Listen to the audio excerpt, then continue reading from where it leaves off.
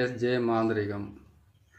இந்த மாந்திரிகத்தில் முச்சேந்தி மாந்திரிகம், இலவச மாந்திரிக பயிற்சியில் முச்சேந்தி மாந்திரிக பரிகாரமும், அதிலிருந்து நம்ம முச்சேந்தி மாந்திரிகத்தால் ஏற்படக்கூடிய பல பாதிப்பு என்னன்றது நம்ம பார்த்து செய்து அது செய்யறதுக்கு உண்டான வழியை தான் இப்போ நான் சொல்கிறேன், கேளுங்க. மாந்திரிகத்தை பிரயோகம் பண்ணுறதுன்றது பார்த்திங்கன்னா அஷ்டகர்மத்தை எல்லாமே பிரயோகம் பண்ணுறாங்க. வகைக்காகவும், அதுக்கப்புறம் பார்த்திங்கன்னா பிரச்சனைகளுக்காகவும், அதுக்கப்புறம் பார்த்திங்கன்னாக்கா எதிரிகளை அழிக்கவும், எதிரிகளை மற்றவங்களுக்கு செய்யப்பட்டு பல பிரச்சனைகளில் பல வகையில் மாந்திரிகத்தை பிரயோகம் பண்ணுறது. வசியம், மோகனம், ஸ்தம்பனம், பேதனம், வித்வேஷனம், ஆக்ரேஷனம் அப்படி சொல்லக்கூடிய 8 வகையான மாந்திரிகத்தை பிரயோகம் பண்ணி ஒருத்தரை வசியப்படுத்துறதோ இல்லை துன்பப்படுத்துறதோ இல்லை கஷ்டப்படுத்துறதோ சாகடிக்கிறதுக்கு கூட முயற்சி பண்ணி அவங்க ஒவ்வொருத்தரும் ஒன்று செய்கிறாங்க. இந்த முச்சேந்தி மாந்திரிக பிரயோகன்றதை கேட்டிங்கன்னா இவங்களுக்கும் அவங்களுக்கும் எந்த சம்மந்தமும் இருக்காது. அவங்க மாந்திரிகத்தில் பாதிக்கப்பட்டிருப்பாங்க. எப்படி பாதிக்கப்பட்டாங்க? எனக்கு அந்த மாதிரி யாரும் விரோதியே இல்லையே ஊரில். நான் எப்படி அந்த மாந்திரிகத்தை எனக்கு செஞ்சுருப்பாங்க? எல்லாமே நல்லா தான் பழகுறாங்க, எல்லாமே தான் நல்லா தான் இருக்காங்க. எனக்கு போய் யாருங்க மாந்திரிக பிரயோகம் பண்ண போகிறாங்கன்றது ஒரு பெரிய கேள்வியாகவே இருக்கும். அந்த கேள்விக்கு பதில் சொல்ல முடியாமல் மாந்திரிகர்களும் சரி, நானே இருந்தாலும் ஒரு டைமில் திண்டாடி இருக்கேன். எப்படி போயிருக்குன்றது ஆரம்ப காலத்தில். அப்படி இருக்கும்போது இந்த முச்சேந்தி மாந்திரிகன்றது கேட்டிங்கன்னாக்கா வீட்டில் மாந்திரிகத்தை செய்து துஷ்ட ஆத்மாக்களாலேயோ சூனியத்தாலேயோ ஏவல் பில்லி சூனியத்தாலேயோ பாதிக்கப்பட்டவங்களோ இல்லை ஒருத்தருக்கு பிடிச்சிக்கிட்டு இருக்கிற பேய் பிசாசை கழிச்சு கொண்டு போயிட்டு அது முச்சேந்தியில் உடைக்கிறதோ மயானத்தில் உடைக்கிறதோ எங்கேயாவது அவங்க உடைச்சிட்டோ இல்லை அது எரிச்சிட்டோ அப்படின்னு கேட்டிங்கன்னா புதைச்சிட்டோ வந்துட்டாங்களாம். இவங்களுக்கு தெரியாமல் அந்த பக்கம் போகிறதுனால அது அவங்களுக்கு பாதிப்பை ஏற்படுத்தும். அது என்ன பண்ணுது கேட்டிங்கன்னாக்கா இந்த மாதவிடையான பெண், அதுக்கப்புறம் ஆண் பெண் உறவுக்கு அப்புறம் குளிக்காமல் போகிறது, அதுக்கப்புறம் பார்த்தீங்களானாக்கா ஒரு குழந்தை பிறந்தவங்க தீட்டு முடிகிறதுக்கு முன்னாடி ஏதோ ஒரு பிரச்சனையால் வீட்டை விட்டு வெளியில் போகிறது. அப்படி இல்லைன்னு கேட்டிங்களானாக்கா ஒரு சாப்பிடக்கூடாத நான்வெஜ்ஜை சாப்பிட்டுட்டு போகிறது, இல்லை மாமிசத்தங்களை கையில் எடுத்துக்கிட்டு சுற்றிக்கிட்டு இருக்கிறது, இல்லை ஒரு விலங்குகளை கொன்று அந்த விலங்குகளுடைய ரத்த சிதைவு, அது ரத்தம் ஒழிக்கிட்டே இருக்கும்போது அதை எடுத்துக்கிட்டு சுற்றுறது. இப்படியெல்லாம் செய்யும்போது இந்த முச்சேந்தியில் செய்யக்கூடிய, அதாவது போட்டு வச்சுருக்கிறாங்க இல்லையா மாந்திரிகம், அதனுடைய பாதிப்புகள் அதிகமாக வேலை செய்கிறதுக்கு ஆரம்பிக்கும். அதே மாதிரி கொடூரமாகவும் வேலை செய்யும். கொடூரமாக எப்படி வேலை செய்யுதுன்னு கேட்டிங்களானாக்கா நானே ஒருத்தர் கேட்டிருக்கிறேன், உங்களுக்கு மாந்திரிகம் பண்ணியிருக்காங்கன்னு சொல்கிறீங்களே, உங்களுக்கு எவ்வளோ சொத்து இருக்குது அப்படின்னா உங்கள்கிட்ட இருந்து அபகரிக்கிறதுக்காக மாந்திரிகம் பண்ணியிருப்பாங்க. உங்கள் நடுத்தரம், அதாவது சாதாரணமாக வாழ்க்கை வாழ்ந்துக்கிட்டு இருக்கீங்க நம்ம அவங்கள சொல்கிறோம். நானே ஒரு டைமில் அதை விட கேவலமாக வாழ்ந்துருக்கேன், சரிங்களா? அப்படி இருக்கும்போது அவங்கள சொல்லக்கூடிய தகுதி இல்லை. இருந்தாலும் கேள்வின்னு வரும்போது சாதாரண வாழ்க்கை வாழ்ந்துக்கிட்டு இருக்க உங்களுக்கு எப்படி யார் மாந்திரிகம் செய்திருப்பாங்க உங்களுக்கு அப்படின்னு ஒரு கேள்வியை நம்ம கேட்குறோம் அவங்க கையில். அப்படி கேள்வியை கேட்கும்போது கேட்டிங்களேனாக்கா அவங்க சொல்லுவாங்க, இல்லை சாமி, நான் யாருக்கு எதுவும் பண்ணதில்லை. ஆனால் அவங்க மாந்திரிகம் நான் என்கிட்ட அவங்களும் கேட்பாங்க, என்கிட்ட எதுவுமே இல்லை, ஆனால் எனக்கு இந்த மாந்திரிக பாதிப்பு இருக்குது, நிறைய பேர் சொல்லியிருக்காங்க, எனக்கு நல்லா தெரியுதுன்னு அவங்க சொல்லுவாங்க. அப்படிப்பட்ட இந்த மாந்திரிகத்தை எதனால் பிரயோகம் பண்ணுறாங்க, எதனால் ஆகுதுன்றதை விட இந்த மாதிரி செய்து போட்டும்போது இவங்க இப்படி போனாங்கன்னாக்கா அது கண்டிப்பாக அவங்கள பற்றிக்கிட்டு போகும். அதே மாதிரி கரணங்களில் செய்யக்கூடிய மாந்திரிகத்துக்கு கரணம் விடுறதுக்குள்ளே அது யாராவது இவங்களுக்காக தான் செய்தீங்க, ஆனால் அது நாள் தவறும் போது அவங்களுக்கு நேரம் நல்லா இருக்கும்போது கிரகங்கள் அவங்களுக்கு நல்ல பலனை கொடுக்கும்போது அது யாருக்கிட்டையாவது போய் ஆகணும். யார் இப்போ மாந்திரிகத்தை நம்ம செய்து கொடுக்குறோன்னு வச்சுக்கோங்க, செய்து கொடுக்குற நமக்கு அது கிட்ட வராத மாதிரி கட்டு போட்டுக்கூடிய சக்தியும் அதுக்குண்டான மந்திரங்களும், உடல் கட்டு மந்திரமோ, அதுக்கப்புறம் கேட்டிங்களானாக்கா மந்திர சாப நிவர்த்தி, எந்திர சாப நிவர்த்தி, பாவை சாப நிவர்த்தி நம்ம பண்ணிடுறோம். ஆனால் அது தெரியாமல் அவங்க போகும்போது அந்த கிரகணத்தினால செய்யப்பட்ட மாந்திரிகத்துக்கு பொறுத்த வரைக்கும் யாரையாவது ஒருத்தரை பிடிச்சிக்கணும், அவங்கள ஆட்டி படைக்கணும், அவங்கள நிலை குலைய வைக்கணுன்றது அதனுடைய எண்ணம். அது கரெக்டாக அவங்கக்கிட்ட போயிடும். அப்படி அது போகும்போது அவங்க குடும்பத்தில் பாதிப்பு ஏற்படும். அப்போ நம்ம இந்த கேள்வி கேட்கறதுக்கு ஆரம்பிக்கும். அதுக்கு தான் முச்சேந்தி மாந்திரிக பரிகாரம்ன்றது நம்ம சொல்கிறோம். நம்ம இந்த மாந்திரிகத்திலிருந்து நீங்கள் விடுபட வைக்கிறதுக்கு இந்த சக்கரத்தை தான் நீங்கள் போட வேண்டியதாக இருக்கும். இந்த சக்கரத்தை பொறுத்த வரைக்கும் நீங்கள் பிரம்மனுடைய வட்டம், பிரம்மனுடைய வீடுன்னு சொல்லக்கூடிய நாற்கோணத்தை பட்டு 4 பக்கமும் உள்பக்கமும் சூலம் வரணும், வெளிப்பக்கமும் சூலம் வரணும். இந்த சூளத்தை நீங்கள் போட்டுட்டு அதுக்கப்புறம் என்ன பண்ணிக்கிட்டாக்கா நான் மஞ்சள் குங்குமத்தை போட்டிருக்கேன். ஏன்னு கேட்டிங்களானாக்கா எந்த விதமான சக்கரத்தை போட்டாலும் அதுக்கு மஞ்சள் குங்குமத்தை எனக்கு போட்டு பழக்கம் ஆகிடுச்சு ஆரம்பத்துலேருந்து. அதனால தான் இதை நிற்க வைக்க முடியறதில்ல. நீங்கள் இந்த சக்கரத்தை வந்து ஒரு செம்பு தகுட்டை வாங்குங்க. அப்படி இல்லைன்னு கேட்டிங்கன்னாக்கா வேறு ஏதாச்சும் ஒரு தகுடு வாங்கி அந்த தகுட்டில் வந்து இந்த சக்கரத்தை போட்டு எழுதுங்க.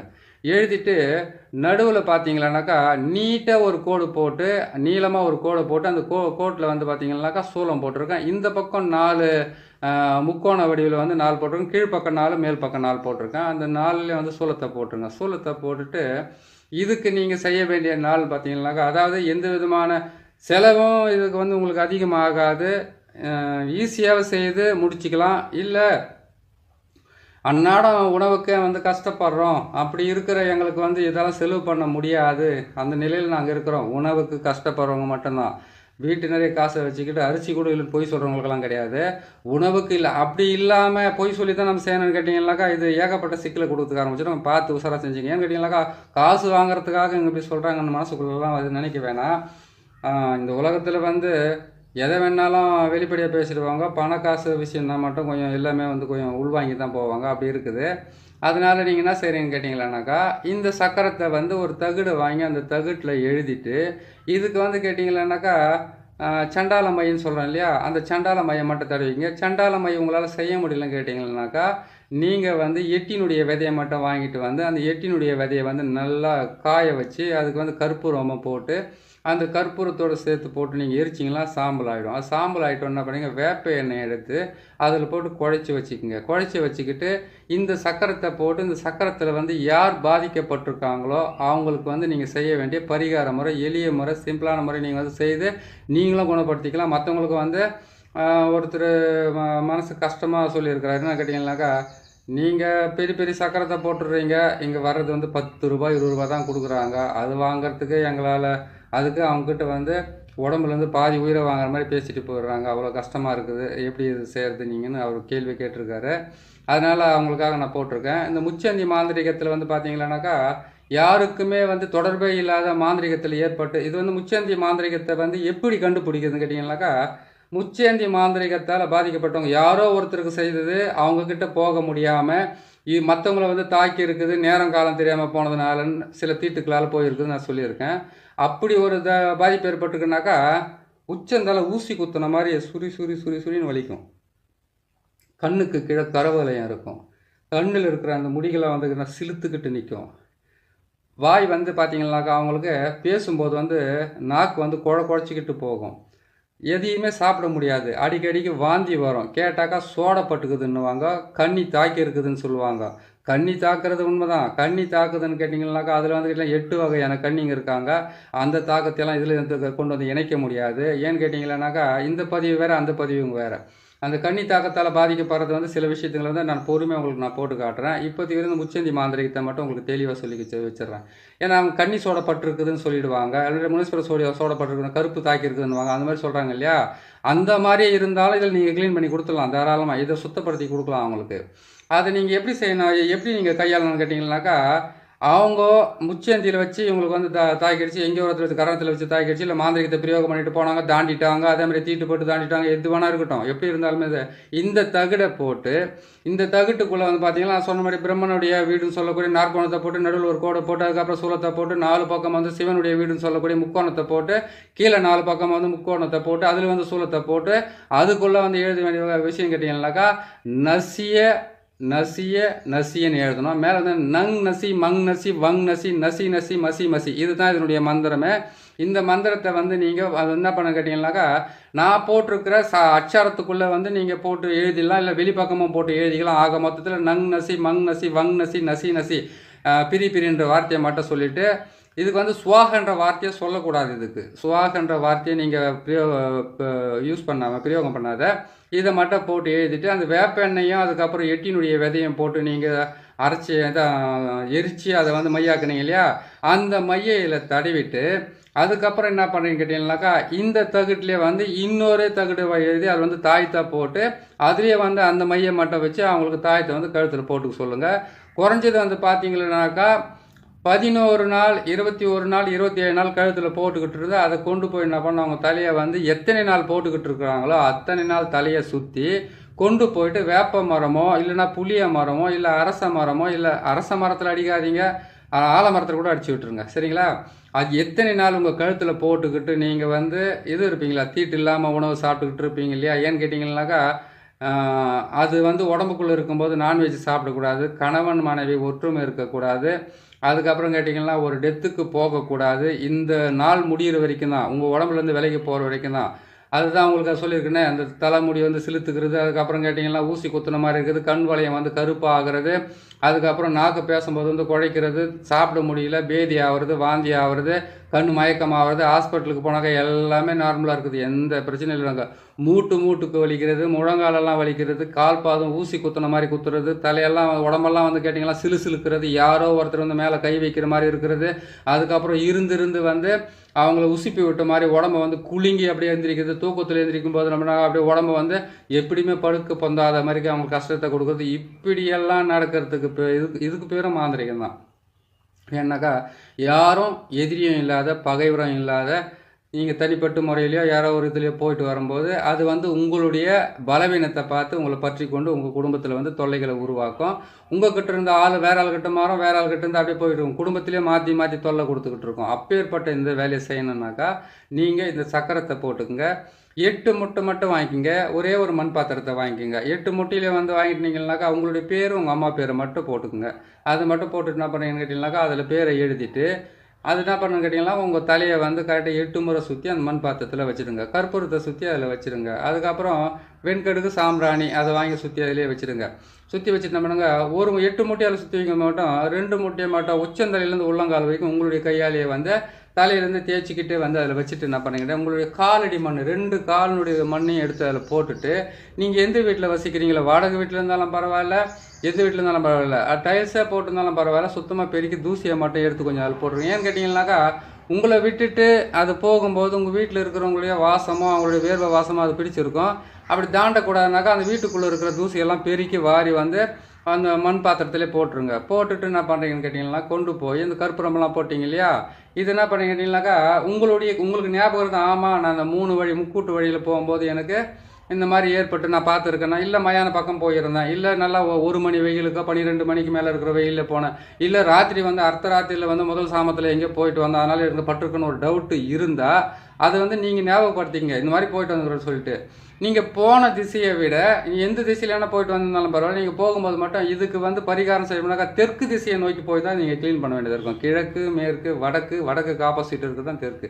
அந்த திசையில் போய் என்ன பண்ணுறீங்கன்னு கேட்டிங்கன்னாக்கா உங்களுக்கு ஏற்பட்ட துன்பம் மற்றவங்களுக்கும் ஏற்படக்கூடாதுன்னு நினைக்கணும். நம்மளை விட்டு ஒளிஞ்சா போதுண்டா சாமின்னு போயிட்டுலாம் போட்டு வரக்கூடாது. ஏன்னு கேட்டிங்கன்னாக்கா கெடுவான் கேடு நினைப்பான். அதே மாதிரி நீங்கள் என்ன பண்ணுறீங்க கேட்டிங்கன்னாக்கா உங்களுக்கு ஏற்பட்ட மாதிரி தொல்லை ஏற்படக்கூடாதுனாக்கா அது ஓரமாக எப்படின்னு கேட்டிங்கன்னாக்கா, என்னதான் ஒரு மனுஷன் போராடி வாழ்க்கையில் என்னதான் பண்ணாலும் சரி மரணன்றது நிச்சயம் ஒருத்தனுக்கு இல்லைன்னு சொல்லலை.